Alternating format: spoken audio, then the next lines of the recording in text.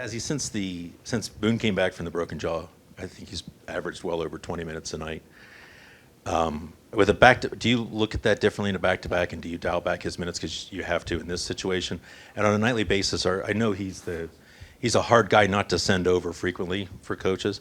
How cognizant are you of how much he's playing and sort of the injuries he's had in the past? Very much. Back-to-back. We want to stay in the present. We want to focus on San Jose. That's the mindset of our team. As a coach, I need to be aware of those things. Having 4 lines, and I always say that, Ports, is I coach accordingly to how the team responds. They decide if I'm going to be hard or if I'm going to adjust my approach according to how we progress, how we work, how we play. So my point about that is I'd love to play 4 lines and just go, and all 4 lines are going, but I make adjustments during the games depending on who's going, who's not going. The problem with Boone Jenner is he's always going, right? And he's pretty consistent. Even when he has an average game, it's still pretty good. And that doesn't happen very often. So he's on the power play, he's on the PK, he's 5-on-5 playing against the top lines. That's something that he does really well. But you look at the top players in this league, they're playing between close to 20 minutes a game. I was looking the last game, I believe it's Stutzel, Ottawa average more than Boone Jenner. So you can see it in different teams. What I'd like to do is eventually play 4 lines consistently because we have 4 lines going.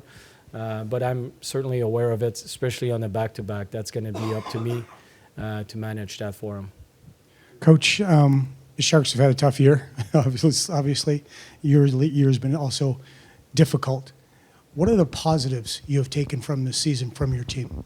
Oh, quite a bit. Where we were early in the season, I mean, it's been quite the season, right? Coaches changed a few days before, and starting the season like this. A few things we wanted to improve during the season, but the whole season we had a mindset of building a strong culture around that team. It was not so much about, yes, the X's and O's, they're important, but if you don't have the right culture, X's and O's don't matter.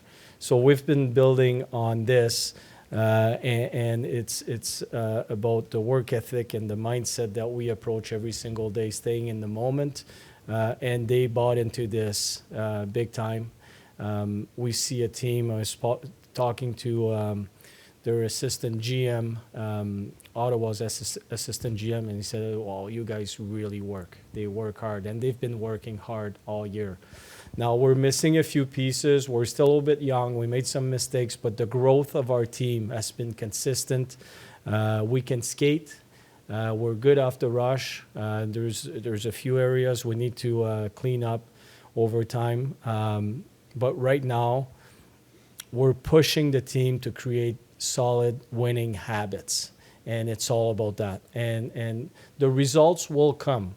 But right now, I'm very proud and excited for the future of this team for many reasons, but the main reason is the culture is setting, is the foundation of what we're trying to do. They bought into this, and we're getting better every week, every month, and it's very interesting to watch the growth of our team.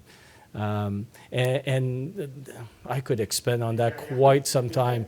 The culture, the leadership, how they manage the room now versus the earlier in the season. Guys buying into what we're trying to do and how they change their actions and practices in the gym. Just even how they challenge each other. The bench is different, so there's so many good things that we can't necessarily put on paper because it doesn't relate to numbers yet, but it will over time. So quite a few things here. Yeah. As you know, another unfortunate injury for Boqvist in strange circumstances. Do you know how long you're going to be without him? No, it's one of those injuries we don't know. Yeah. We'll see how he progress. But yeah, I don't. Upper body. Yeah. And you saw it happen. That's one of those fluky linesmen's trying to get out of the way. What's that? It's fluky linesmen's trying to get out of the way. Yeah, no, it's Like, geez. it's a physical game, and the referee was there. He can't disappear all of a sudden. Right. What kind of reports have you gotten on Juracek in from Cleveland since he's been down? Has there been growth in the areas of his game that you wanted to see? Yeah, we want him to get better at his gap control, because in the NHL, if you don't have that, it's going to be really hard. And not that all defensemen are great at it, but you need to have it. So we play him big time minutes.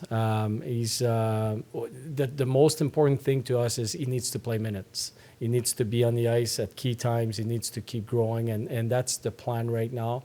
A full evaluation, I don't have it as of right now, but the plan is that they're sticking to the plan here and making sure that he touches the puck, he's on the ice, and he's facing good adversity, facing good opponents in order to get better. Jake Christensen down, you now have 5 monsters here. You've talked about opportunity and evaluation. How do you fold that evaluation process into a game scenario when obviously your first priority is trying to win the game? Well, we have 6 defensemen right now, so he's going to play. We're going to start him with Severson. So he's going to be, playing good minutes for sure. He's already played 3 games for us this year, but talking about reports, we've been told that he's their main guy down there, and he's earned that opportunity. He's been there for a few years now. He's a serious young man as far as preparation, his training in the summer, shows up at camp, he's in good shape. He does it right. And for us, it's going to be to put him out there and evaluate what he's got. The reports, if I go in general here, is that he's an NHL defenseman. He just needs a chance to prove it. So we love to hear that, and we're going to give him a chance. There's a lot of that going on right now with, again, 5 guys up there. All of that evaluating going on in a game scenario. Yeah. Is that coach's responsibility? Is that upstairs? I think we work well together. No, we work well together. It's we have our say. They obviously make the final decisions, and that's the way it should work. But it's our job is to put them in position to showcase themselves, and from there, well, it's up to the player to take advantage of those moments. And Christensen, same thing with Fix, Walensky, and then Meyer, and all of them. That's their job to take advantage of it. Thank you. All right, guys.